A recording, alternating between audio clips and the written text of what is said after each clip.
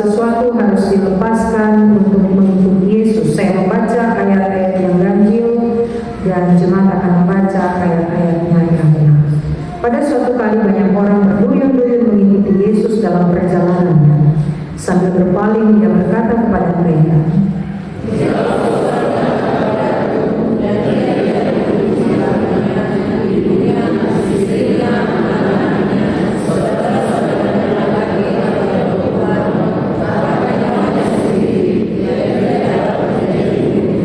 barang siapa tidak memikul salibnya dan mengikut aku, ia tidak dapat menjadi muridku.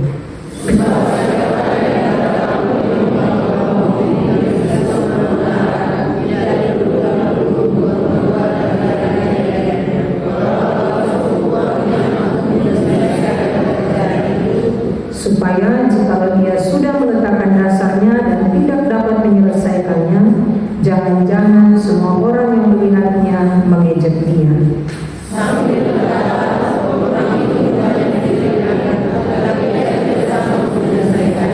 Atau raja manakah yang kalau mau pergi berperang melawan raja lain tidak duduk dahulu untuk mempertimbangkan apakah dengan 10.000 orang ia sanggup menghadapi lawan yang mendatanginya dengan 20.000 orang?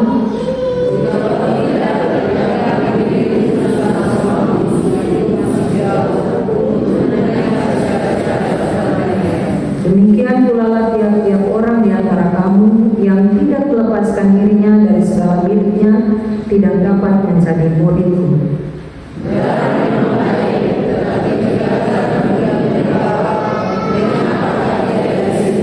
Tidak ada lagi gunanya baik untuk ladang maupun untuk pupuk, dan orang membuangnya saja.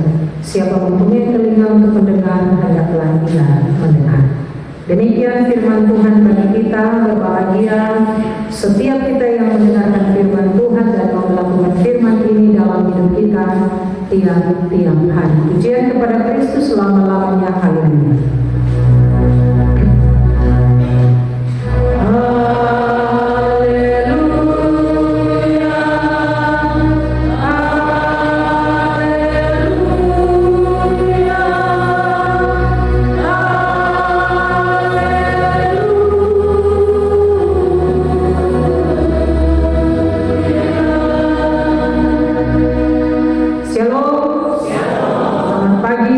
Saudara dan anak-anak yang Tuhan Yesus kasihi, ya, silakan berjabat tangan di kiri kanan, buka belakang, berikanlah senyum yang paling bagus dari Bapak Ibu Saudara dan anak-anak. Ya. Terima kasih. Ini baru kita senyum semuanya.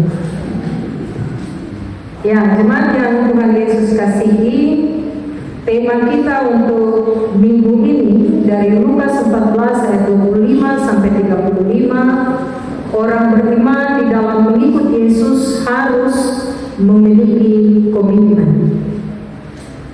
Orang beriman di dalam mengikut Yesus harus memiliki komitmen. Bapak Ibu Saudara, komitmen itu artinya kita bersedia untuk melaksanakan janji, tidak hanya pada saat kita membuat janji itu, tapi ketika kita membuat janji itu dia berkelanjutan, dia pegang janji itu. Contoh, orang masuk dalam pernikahan, ada komitmen untuk sehidup semati. Mau susahkah, mau senangkah, mau apakah, tetap sehidup semati. Itu komitmen. Dan kalau orang melanggar komitmen itu, berarti dia langgar janji. Itu bicara tentang komitmen, Bapak Ibu Saudara. Pekerjaan pelayanan adalah sebuah pekerjaan yang indah. Dan ada banyak orang berlomba-lomba, Bapak Ibu Saudara, hanya untuk sekedar meraih sebuah jabatan yang bernama hamba Tuhan. Dengan berbagai motivasi, mereka yang menyebut dirinya hamba Tuhan itu menerima jabatan pelayanan. Pertanyaannya adalah,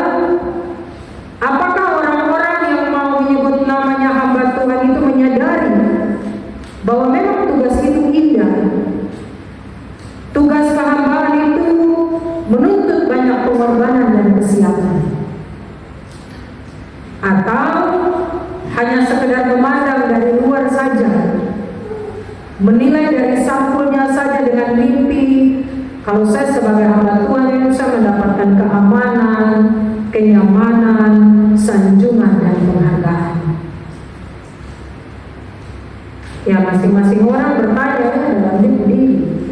Saya sebagai pendeta juga bertanya, saya sebagai hamba Tuhan ini apa motivasi saya? Bapak Ibu majelis juga bertanya, badan-badan pelayan unsur, pengurus-pengurus KSP, Bapak Ibu saudara jemaat juga bertanya, karena Bapak Ibu juga adalah hamba Tuhan. Apa sih motivasi kita menjadi hamba Tuhan? Apakah hanya mau populer, punya penghargaan, mendapatkan penghargaan, dan lain-lain sebagainya? Jemaat yang Tuhan Yesus kasih, para murid juga, mereka adalah manusia yang punya banyak keinginan. Entah itu keinginan untuk disanjung, dihormati, diberikan tempat yang istimewa. Dan beberapa kali Yesus menegaskan tentang pokok ini, agar murid-muridnya mengerti bahwa mengikut Yesus, tidak akan mendapatkan semua yang mereka harapkan itu. Pengajarannya mengandung kejujuran seorang pemimpin yang rendah. Yesus tidak hendak mempengaruhi para murid dengan berbagai bentuk kenyamanan, keistimewaan agar mereka bersedia tetap untuk mengikutinya. Malahan dengan gamblang dia menegaskan tentang betapa susahnya untuk mengikuti Yesus itu. Di sini Bapak Ibu saudara jemaat, Yesus sedang mau memurnikan motivasi pelayanan dari para murid dan orang-orang yang mau mengambil keputusan untuk mengikutinya. Sebab dengan kemurnian motivasi ini, maka pikiran hati mereka tidak hanya terarah pada diri sendiri, tapi hati dan pikiran mereka terarah pada Yesus yang mereka ikuti itu. Waktu itu Yesus memang sudah sangat terkenal. Dia populer dengan mujizat-mujizat yang dibuatnya. Di pasal sebelumnya Bapak Ibu Saudara, Yesus pernah menyembuhkan seorang wanita yang telah 18 tahun dirasuk roh sehingga punggung-punggungnya dan tidak dapat berdiri dengan tegak. Hanya dengan perkataan, "Hai ibu, penyakitmu telah sembuh." Juga seorang yang sakit busuk air yang hanya dipegang tangannya langsung sembuh. Belum lagi penyembuhan-penyembuhan lainnya yang membuat banyak orang tercengang tentang Yesus. Maka tidak heran dalam ayat 25 pembacaan kita, ayat 25a disebutkan, pada suatu kali banyak orang berduyun-duyun mengikut Yesus dalam perjalanan. Kata berduyun-duyun di sini jemaat menandakan bahwa orang yang mengikut Yesus pada waktu itu sangat banyak. Yesus menjadi populer pada waktu itu. Dia menjadi trending topik.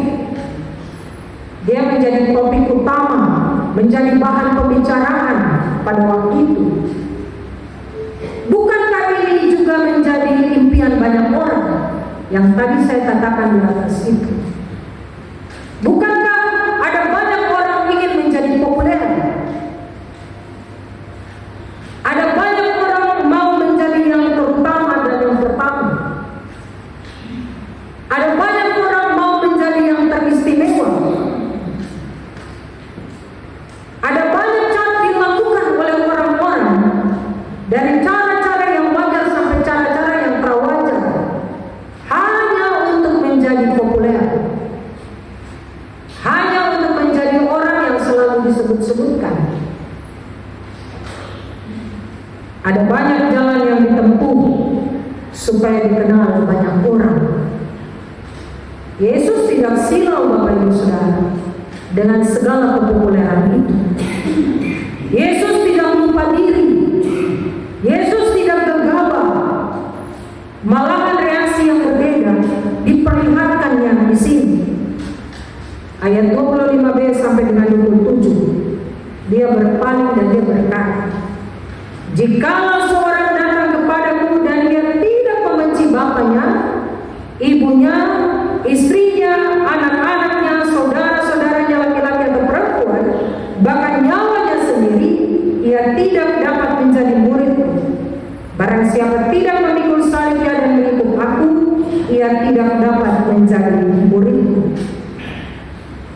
Sebelum berjalan terlalu jauh, orang-orang yang mengikut Yesus ini langsung diberikan peringatan oleh Yesus tentang konsekuensi, tentang akibat dari mengikut Yesus.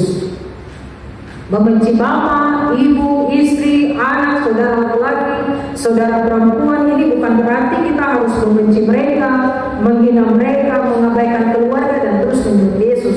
Bukan begitu, saudara.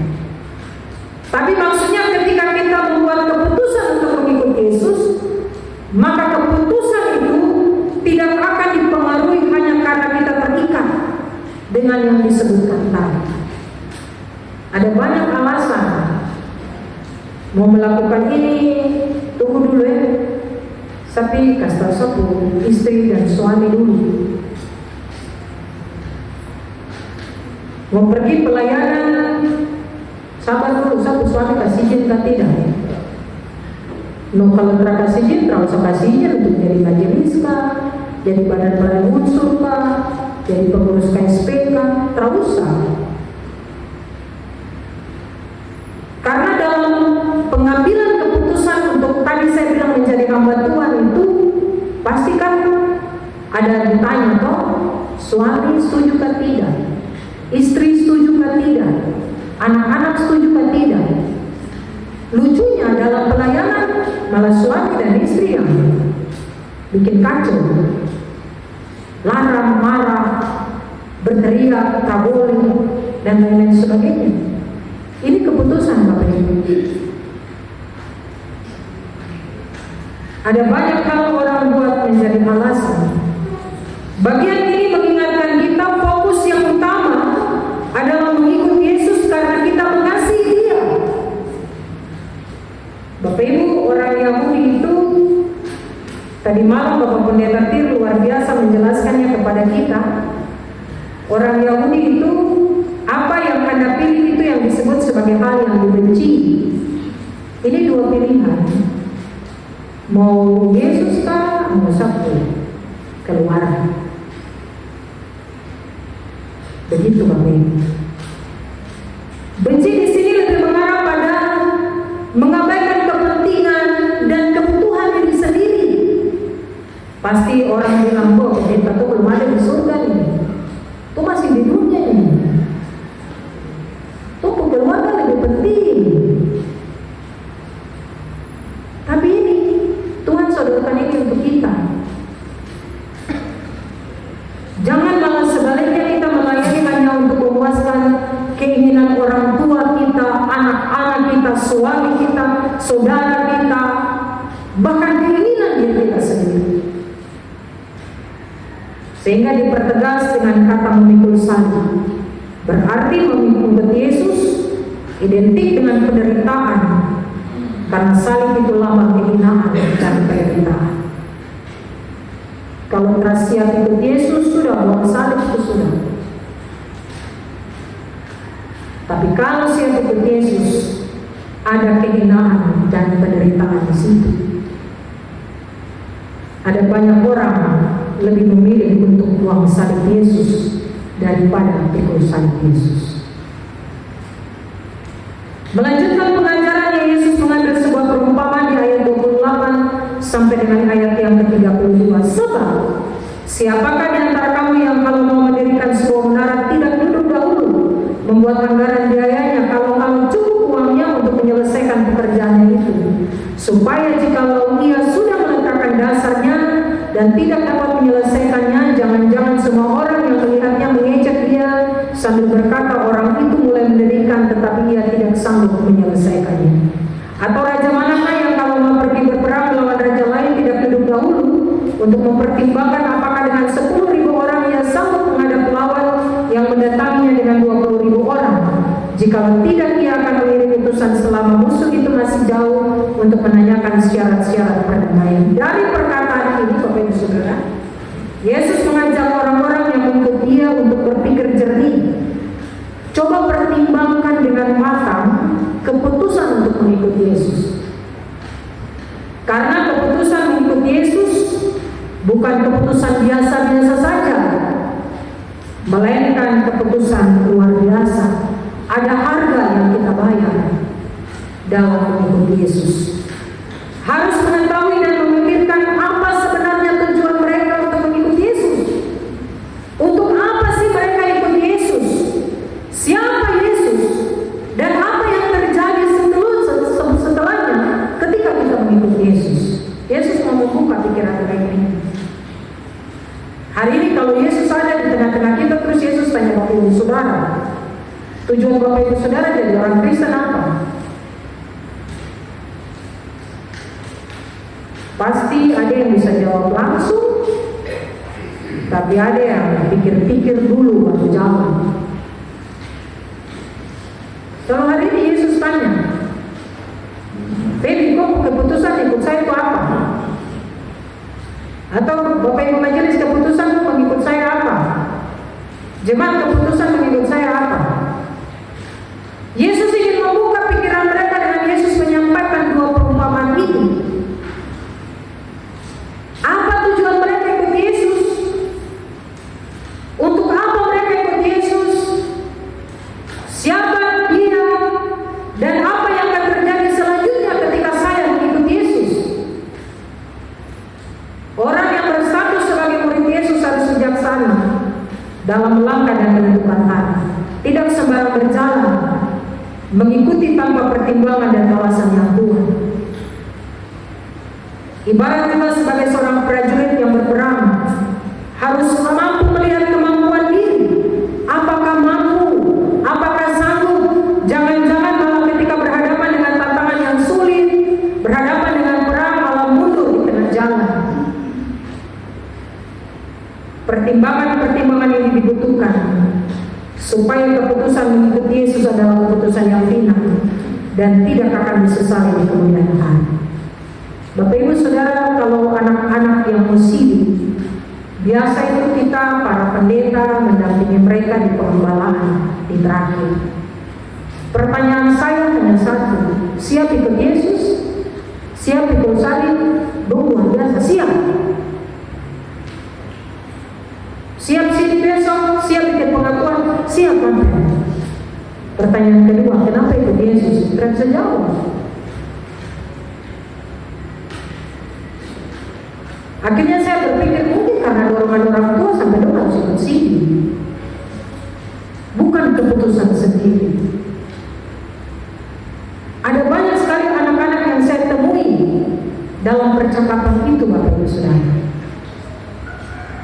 Ada banyak anak-anak yang harus bergumul sendiri dalam pengambilan keputusan mereka untuk siap ikut Yesus.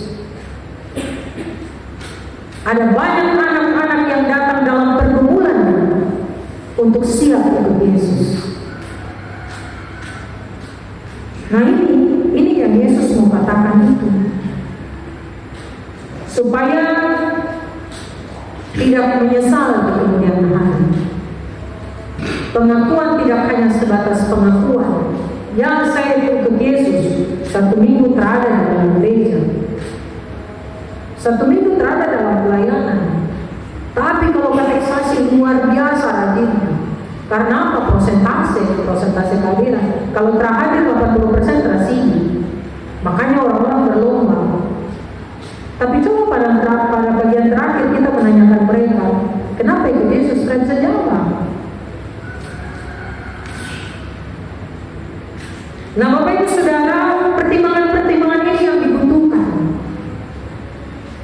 Ketika majelis ada dalam persiapan untuk masuk, untuk siap menjalankan tugas tanggung jawab pelayanan, pertanyaan itu juga kami sampaikan kepada majelis. Siap, siap. Suami siap, istri siap, siap. Ada juga yang tidak. Itu keputusan yang mereka ambil. Karena dengan berbagai pertimbangan. Saya juga ketika mau jadi pendeta ditanya, siap jadi pendeta. Suami ditanya, masuk dalam pembinaan. Semua ditanya. Supaya keputusan-keputusan yang kita ambil itu, kita tidak pernah menyesalinya. Aduh, kemarin kalau saya terang boleh. Itu toh biasa jawaban begitu. Aduh, kemarin itu lebih terus saya ikut sudah. Lebih saya terus mengaku sudah. Dan lain-lain sebagainya. Di ayat 33 Yesus menyatakan ungkapannya dengan terkesan sangat tegas. Demikian pula tiap-tiap orang di antara kami yang tidak melepaskan dirinya dari segala miliknya tidak dapat menjadi muridku. Yesus kembali menegaskan, lepaskanlah semua, entah itu keinginan untuk menjaga harta benda, keinginan untuk mendapatkan harta benda, keinginan untuk meraih penghargaan dan pujian, keinginan untuk mendapatkan posisi dan jabatan yang menguntungkan. Lepaskan itu, agar kita dapat mengikuti tanpa beban, tanpa keinginan, dan hanya satu tujuan, untuk menjadi murid yang setia. Saya tidak bilang Bapak Ibu lepaskan Bapak Ibu jabatan sekarang, tidak. Saya tidak bilang Bapak Ibu lepaskan Bapak Ibu punya pekerjaan, tidak. Yesus mau bilang begini, jika mengikut Yesus, melayani Dia dengan motivasi tertentu, seandainya satu waktu kita tidak mendapatkan apa yang kita inginkan, maka semangat melayani itu akan hilang. Kita akan menyatakan mundur tanpa diminta. Jadi bijak-bijaklah dalam keputusan yang sudah dibuat, dan bijak-bijaklah untuk menjalankan keputusan itu. Pada ayat 34 sampai 35a, Yesus mengambil perumpamaan tentang garam. Yesus berkata begini, garam memang baik, tetapi jika garam juga menjadi tawar, dengan apakah ia diasinkan? Tidak ada lagi gunanya baik di ladang maupun untuk pupuk, dan orang yang membuangnya saja. Siapa yang bertelinga hendaklah ia mendengar. Orang-orang yang mengikut Yesus diharapkan menjadi garam. Garam itu mampu mengawetkan. Garam itu mampu memberikan rasa. Garam itu mampu mencegah pembusukan. Jangan sampai menjadi garam yang setawar, dibuang, diinjak orang, terap punya arti itu, terap punya fungsi, tidak punya peran di situ. Jika kehadiran kita tidak mampu memberi rasa yang mendatangkan sukacita, bukan mencegah, malah membusukkan dengan tindakan dan sikap yang jauh dari kehendak Tuhan, maka Yesus bilang garam itu telah menjadi tawar.